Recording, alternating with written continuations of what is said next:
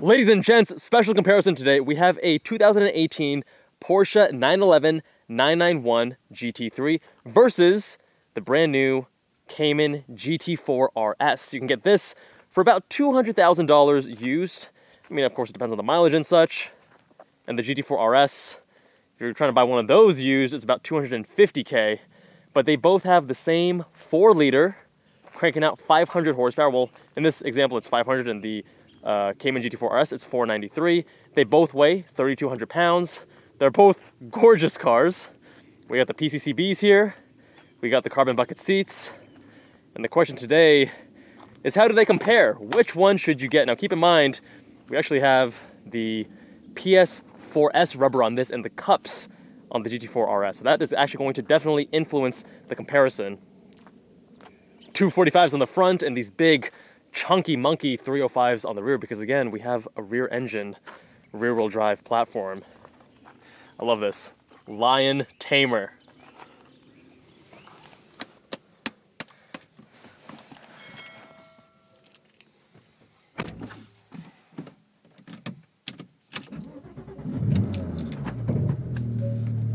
Oh, she growls to life. I love it. I love it. I love it. Porsche bucket seats, which I think they look great. You gotta tilt them back a little bit because otherwise they're too upright and the leg is too low down. But if you tilt it, it fixes both of those problems. But beautiful cabin, very simple, very similar to all the other 911s and Caymans out there. Love this leather on the dash. Alcantara, no buttons on the wheel, purpose built. Love these holes here with the little bolts, nice touch. And of course, the houndstooth. I think this is houndstooth. Really nice fabric, leather, and carbon seats. We got the roll bar, means business.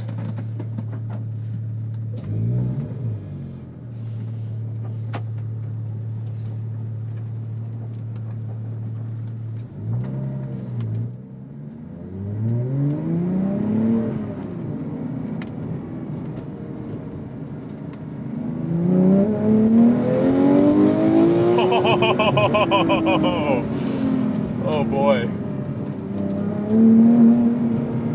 You can really get this car to rotate even with half throttle. This engine has plenty of torque even in the mid-range. You don't need more power than this in a car of this size. Oh my god.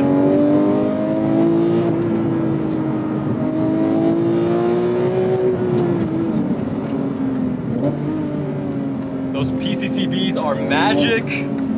Oh my god. Okay, I gotta say, first of all, the steering. You know I like the steering. This is an EPS done right. Woohoo! It's not as good as the 997 that came before it, which is hydraulic, right? But I just got out of a Cayman GTS. Granted, it was on Pilot Sport 4 all seasons, and that was totally numb. This at least has feedback. It's telling me what's going on in the front end. And even though this is a McPherson strut, because they gave us double wishbone only in the 992 GT3s, the front end is still feeling quite sharp. Because compared to the 997 GT3 and the 997 GT2 that I drove, and you can watch those videos linked below, the front end here, when you give it some gas, it doesn't get so light. It doesn't give way to understeer nearly as much as those prior generations. They've tuned that inherently limited and compromised RR platform. And there's benefits to having weight in the rear. 50-50 is not the ideal weight distribution, despite what many car people say. You want a slight rear bias, but ideally you want something like the Cayman, right? Where you have motion in the rear but a polar moment of inertia. So what Porsche has done here, making it handle like this with an RR, is very impressive. Oh, that 9,000 RPM red line. What in the world? Oh my god. Oh my god. Oh my god, this thing is bananas, guys. heel toe is a cinch. You don't even need to learn the car. It just, the heel toe is so natural, so easy. We're gonna enable PASM, even though this is a bumpy road. Man, it just hooks up. You do get a little bit of rotation if you're being a bit aggressive mid-corner like I am. But this thing is just a monster, guys.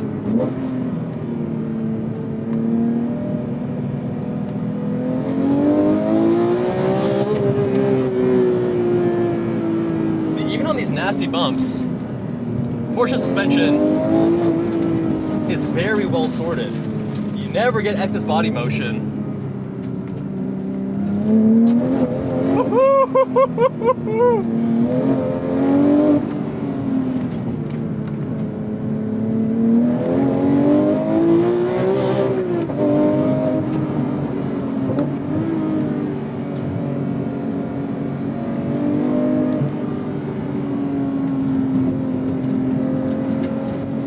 Oh my god, everything just feels so good, guys. So like, a lot of the inputs fall to the wayside. They just fall to the background. The steering has the right ratio, it's tight, it's direct, it has good feedback, good weighting. The actual manual transmission, very easy to use. You always know what gear you're going in. There's no vagueness with the gears or the gate entry.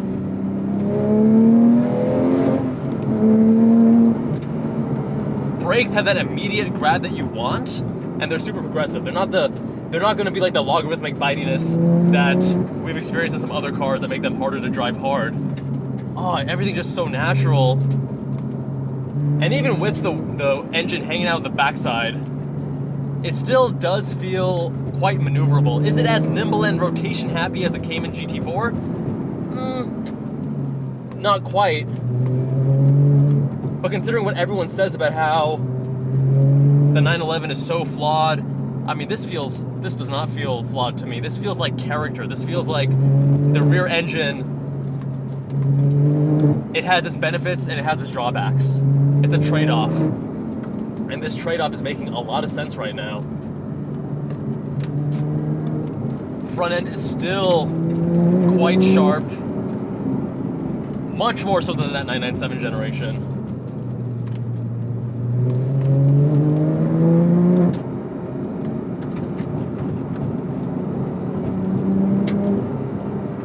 Steering, I would say, isn't quite as good as the 718 GT4 that I've driven,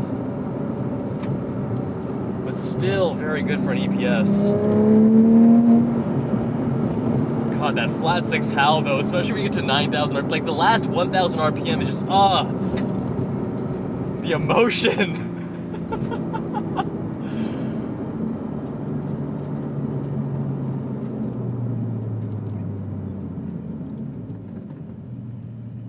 Give her a pull.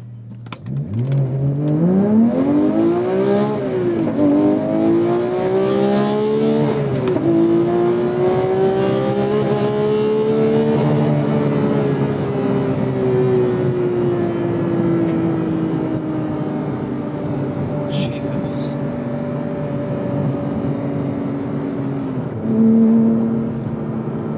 My God.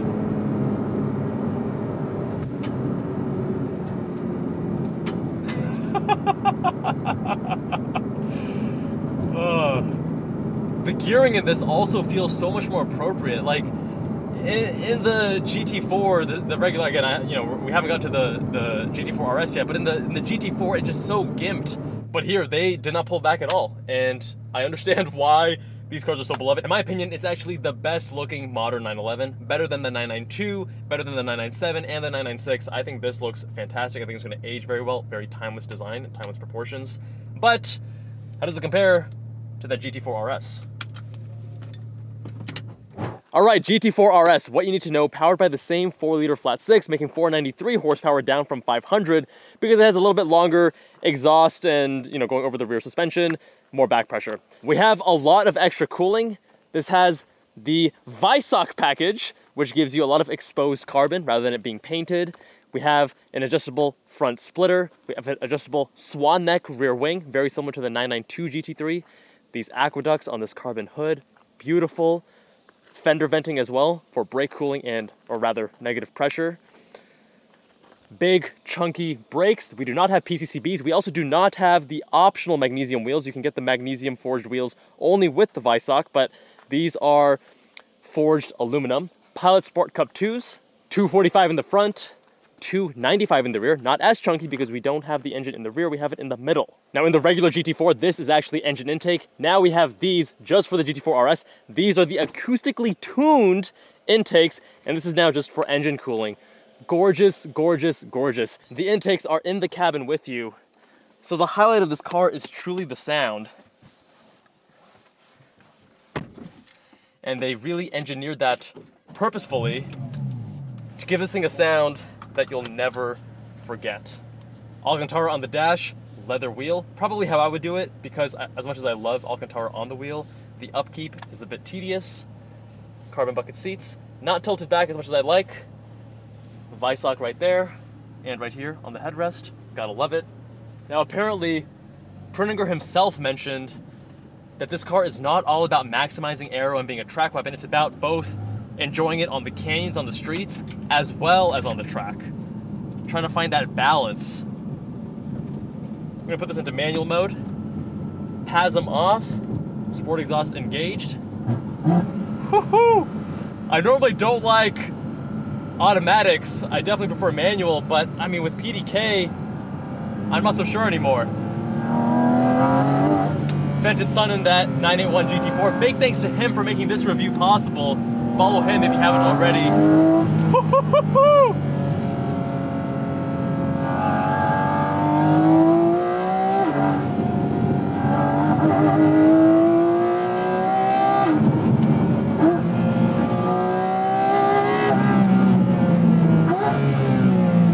This thing will let you downshift even all the way up to redline. I love that, and they're super smooth, super instant.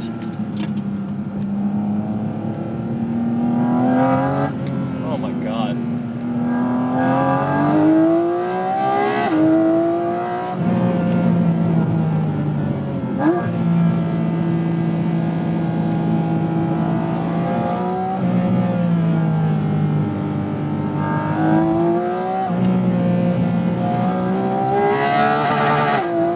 It will not auto upshift for you.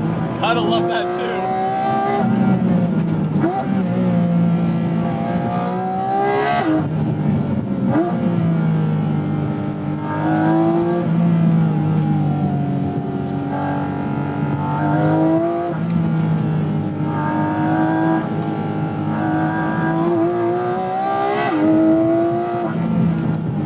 Now keep in mind, we're on Cup 2s here.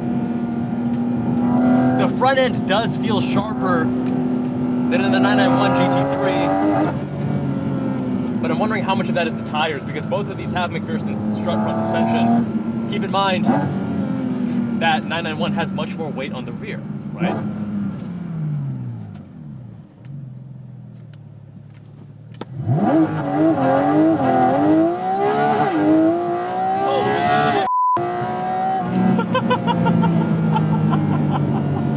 This also has much, much, much shorter gearing. In fact, it's the shortest gearing of any GT car, I believe.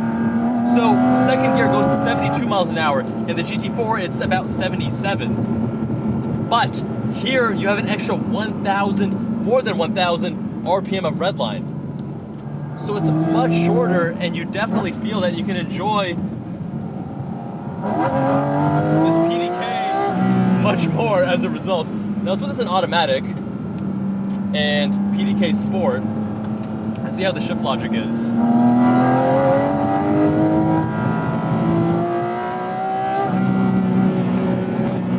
Now the suspension as well.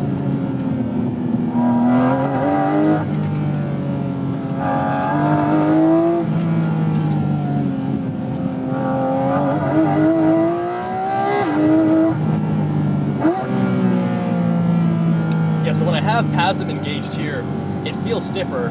I get more of that chatter, but without PASM engaged, I think it's just a touch stiffer than that 991 GT3. But on some of the bigger bumps, it feels like it might even be softer, if that makes sense.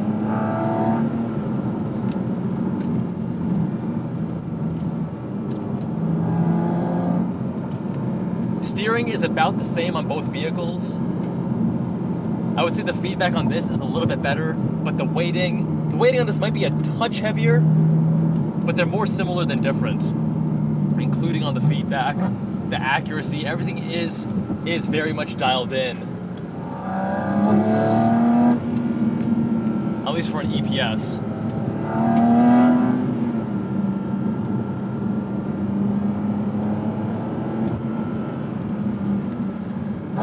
Now this car, with that more of that weight, they weigh the same, but more of that weight, that polar moment of inertia, where most of the weight, the center point of that weight lies, is closer to the middle because of that mid-engine. And you can feel that it's more willing to rotate as a result. But it feels much more stable and planted. With that GT3, I mean, granted the tires as well, but I was at a much lower threshold, able to get the tail out ever so slightly, get a little bit of rotation, and here it's harder to do so.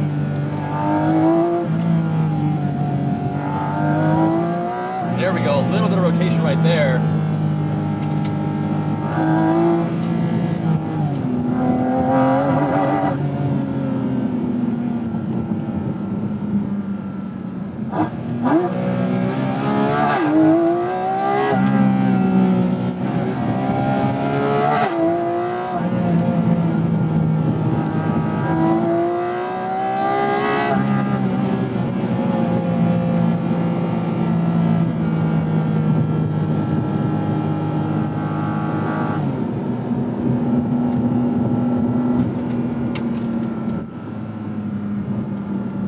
But the big thing here that this has over the 911 GT3 is really the engine noise. It's hard to beat these intakes.